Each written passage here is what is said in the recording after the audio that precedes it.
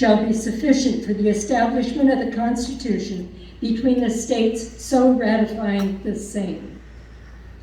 So it's that the Constitution need to be approved or ratified by 9 of the 13 states' colonies. That was how they set it up. No, that's the battery. No, this has no power. So the background.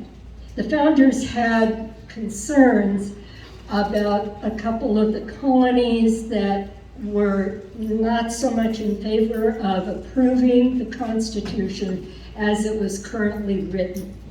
They wanted to wait. And so that's, okay, hold on.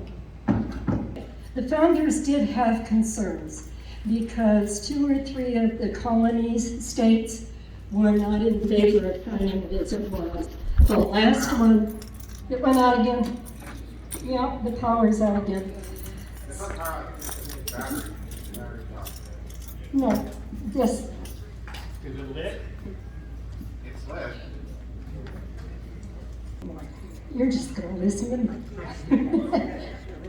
That's what happens when you put a teacher up here. You don't get rid of me that easy. Okay. The final one didn't approve the Constitution until the Bill of Rights was approved, added to it. So now, even that's.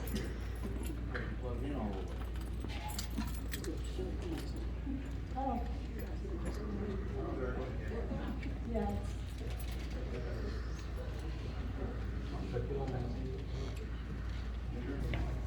The final article is short, sweet, it's that one paragraph, and it was intended to be the way to imbue our country with this fine Constitution. It sets the methods of ratification, and without Article 7, we may not have had a Constitution. We would have been in the Articles of Confederation again. 1787 is when they started to put it together, and it was gaining unanimous approval, and the 9 states would be enough to get it approved. It's the switch that turned everything on. So it's important to remember that Article 5 is amendments, and Article 7 is the ratification. When you first read it, it seems similar, but it's 2 very different things. The process was not by legislatures. It was by a state convention in each state. We the people. Have you heard that phrase before? We the people. Okay. It was turned completely over to the states. Imagine. Okay, it was a long process from 1787, 88.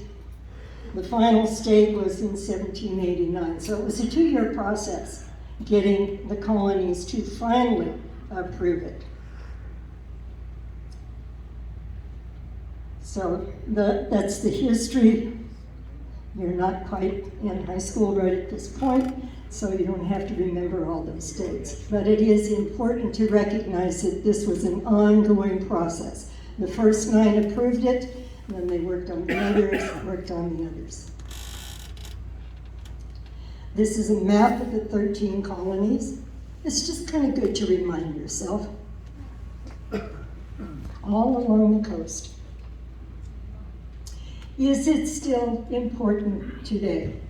Do you think it is? Yes. Yes. Okay, what about Article 7? Is that still important today? Yes. Why? Well, because it makes it where they can't just push things through, like the amendment for the income taxes, for example. Right. Without Article 7, the whole statehood and union of states would have failed. So it's important historically, and it's important because it's, like it said, It's the switch that turned everything on. So how do we get Newsom out of here? That's a whole other story, Mr. Congressman. So, the 7 articles, do you remember what they are? What is Article 1? Legislative branch. Yes, the legislature. What is Article 2? Executive. Yes, good.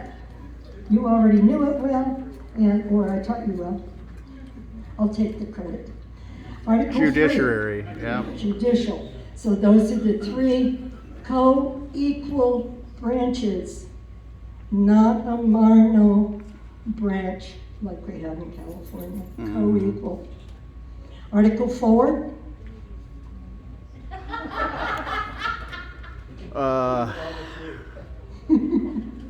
State sovereignty and how we come together as a union of states. 5. Amendments are made. Yeah, I said it a couple minutes ago. How to amend the Constitution. 6. The hodgepodge one. That's supremacy, oaths, and religious tests. Oaths of office. Is that important? Yes. Are we holding our representatives that we send to various government agencies, are we holding them accountable to that? Some of us are. And 7 is, yeah! Wow. So the first is how the lawmakers do their work, what they're told to do.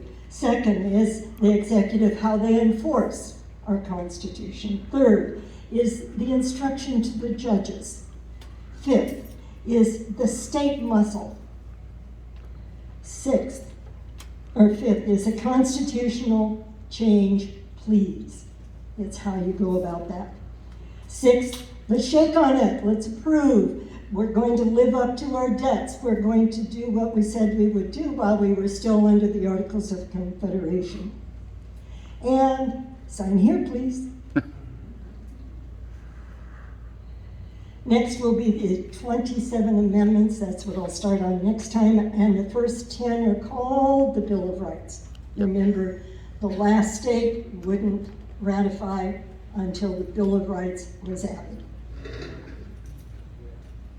Please protect the blessings that we have.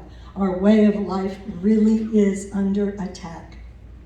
We must stand strong now and continue to stand strong, or risk losing it all. Water that tree of liberty. Thank you, Laverne.